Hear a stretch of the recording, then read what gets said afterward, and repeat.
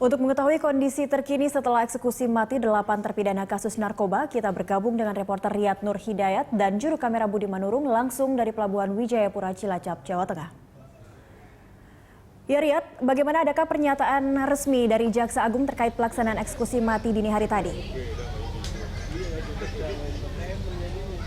Baik Cakri, dapat kami jelaskan kepada Anda bahwa pernyataan dari Jaksa Agung HM Prasetyo yang datang ke Dermaga Wijayapura pada pukul 8 tadi pagi dan memang sempat memberikan keterangan pers terkait dengan eksekusi yang dilakukan tadi malam. Yang pertama, Jaksa Agung menceritakan secara detail bagaimana proses eksekusi dilaksanakan. Eksekusi dilaksanakan kepada 8 terpidana mati narkoba pada pukul 00.35 dan dinyatakan meninggal dunia 30 menit kemudian. Dan setelah mendapat pemeriksaan dari tim medis, lalu jenazah diurus sesuai dengan agamanya masing-masing dan diserahkan kepada keluarga. Adapun prosedural masih seperti sama, yaitu 8 terpidana mati ini dikumpulkan dalam satu tempat dan dieksekusi secara bersama-sama. Ada 8 regu tembak yang disiapkan oleh kepolisian, di mana satu terpidana dihadapkan oleh 13 penembak dengan satu komando penembak. Dan hasilnya semuanya dapat berhasil dengan baik tanpa ada hambatan. Dan terkait dengan dimakamkannya terpidana mati, 8 terpidana mati ini, HM Prasetyo mengatakan ada 4 terpidana yang dikembalikan ke negaranya masing-masing. 2 diantaranya adalah duo Bali 9, yaitu Myuran Sukumaran dan Andrew Chan yang dikembalikan ke Australia. Kemudian juga warga negara Brazil, Rodrigo Goularte.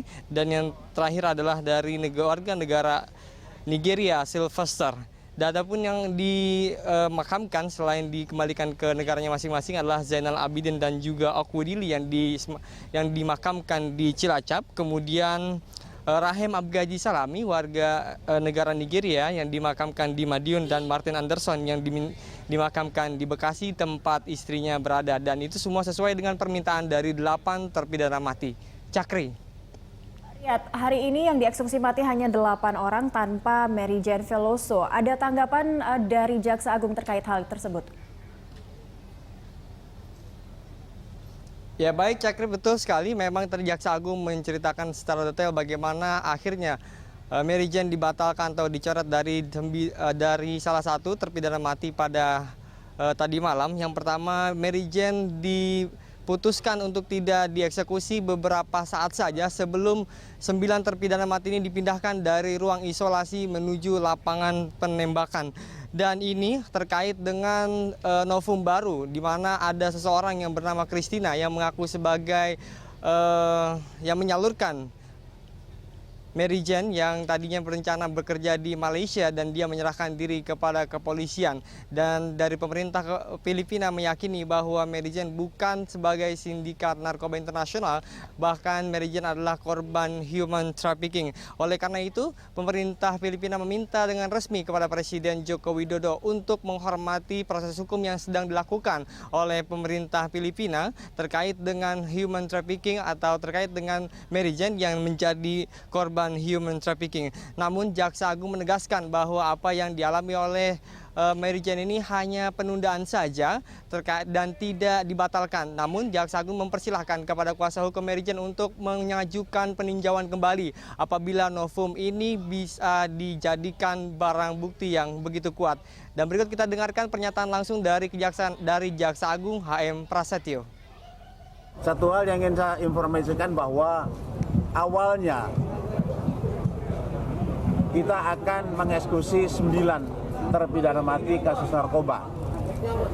Tetapi di saat-saat terakhir nampaknya ada permohonan dari pemerintah Filipina yang diajukan secara resmi, di mana mereka mengatakan bahwa memiliki satu bukti dan fakta bahwa salah seorang di antara warga negaranya yang akan dieksekusi di Nusa Kambangan ini, yaitu Mary Jane Fiesta Veloso, dinyatakan sebagai korban dari perdagangan manusia. Kemarin nampaknya ada seorang yang bernama Christina ya menyerahkan diri kepada kepolisian Filipina, dan dia mengaku bahwa benar dialah yang merekrut Mary Jane, sehingga akhirnya kemudian tertangkap di Jogja.